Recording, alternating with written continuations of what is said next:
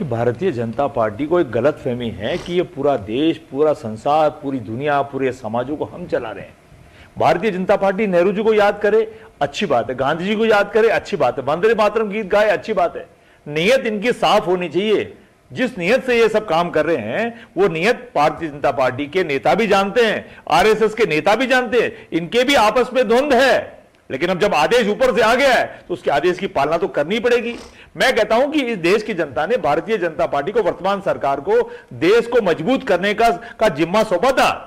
इतने साल कांग्रेस ने राज किया, देश की जनता को लगा कि अब की बार एक मौका भारतीय जनता पार्टी को भी देते हैं। और पिछले 11 साल से भारतीय जनता पार्टी के हाथ में कमान है और लगभग हिंदुस्तान के मैक्सिमम स्टेट भी इनके हाथ में है। इनकी जिम्मेदारी बनती है कि महिला को मजबूत करे, पुरुष को मजबूत करे, बच्चों को मजबूत करे, विद्यार्थियों को मजबूत करे, गरीब को मजबूत करे, अमीर को मजबूत करे, सड़क मजबूत करे, पानी मजबूत करे, शिक्षा मजबूत करे, चिकित्सा मजबूत करे, खेल मजबूत करे, गांव ढाणियां मजबूत करे, नदियां मजबूत करे। वो सब तो इनसे हो नहीं पा रहा है। और मणिपुर कर रहे हैं, बंगाल कर रहे हैं, वंदे मातरम कर रहे हैं, गांधी जी को कह रहे हैं।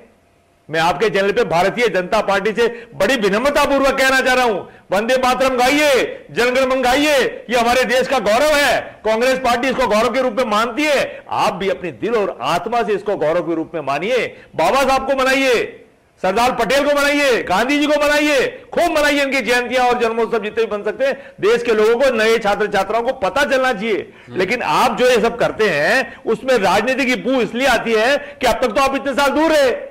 आदरणीय विश्लेषक साहब कह रहे थे कि 52 साल से तो इन्होंने तिरंगा झंडा नहीं लगाया। योगेंद्र जी बड़े ताज्जुब के साथ कहना पड़ रहा है कि भारत जोड़ो यात्रा जब राहुल गांधी ने निकाली तो वहां के बच्चे और नौजवान कई बार, कई जगह मैं भी यात्रा में था पैदल, तो नारे लगते थे, देश का झंडा तिरंगा, नहीं चलेगा दो रंगा। आप बताइए उन बच्चों को किसने सिखाया? यात्रा के दौरान जो नारे लगते थे वो नारे किसने बनाए? ये लोगों ने अपने आप बनाए, क्योंकि भारतीय जनता पार्टी का जो दो रंग का है, अब भारतीय जनता पार्टी जब वो नारे लगे उसके बाद उन्होंने अपना स्टाइल चेंज कर लिया। आजकल उसमें नरेंद्र मोदी जी का फोटो आता है, कमल का फूल भी कम आता है, नरेंद्र मोदी जी का फोटो आता है। उससे भारतीय जनता पार्टी के नेता भी नाराज है, आरएसएस के नेता भी नाराज है। लेकिन अब करें क्या करें? पूरे के पूरे भारतीय जनता पार्टी के जो जितने भी कार्यालय हैं, उनमें देश का जितना भी 2 नंबर का पैसा था वो लगा के चमका दिया, तो नेता भी चुप। और आरएसएस वाले बोलेंगे क्या? उनको तो लंबी लंबी सिक्योरिटियां दे दी। अब आरएसएस वाले भी चुप है और भारतीय जनता पार्टी के नेता भी चुप है। मैं तो आपके चैनल पे इतना कहना चाहता हूं कि देश का जो गौरव है उसका आप सम्मान करिए, लेकिन दिल से सम्मान करिए, उसमें राजनीति मत लाइए। आपका क्या कहना है? मोदी जी का एजेंडा है, बीजेपी का एजेंडा है, आरएसएस का एजेंडा, ऑब्जेक्शन कहां है आपको?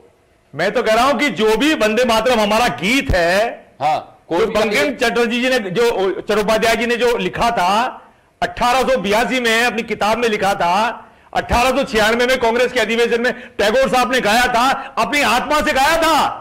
हमारे कांग्रेस पार्टी की हर मीटिंग में, ब्लॉक की में और देश की हर मीटिंग में गाया जाता है।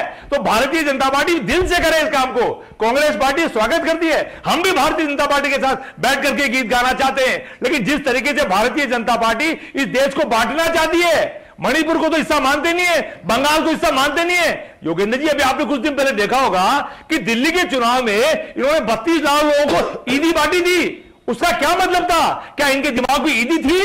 क्या इनके दिमाग में यह था कि गरीब मुसलमान के घर में भी आज ये त्योहार बनना चाहिए? नहीं, बिल्कुल नहीं। दिल्ली के चुनाव में लाभ लेने के लिए इन्होंने 32 लाख लोगों की ईदी बांटी। ईदी का विरोध नहीं कर रहे हम वंदे मातरम का विरोध नहीं कर रहे। दिल से करिए, ईदी बांटे, दिल और आत्मा से बांटिए। अगर आप वंदे मातरम गा रहे तो दिल और आत्मा से गाए। कांग्रेस पार्टी आपको हमेशा स्वागत करेगी। चलिए, आप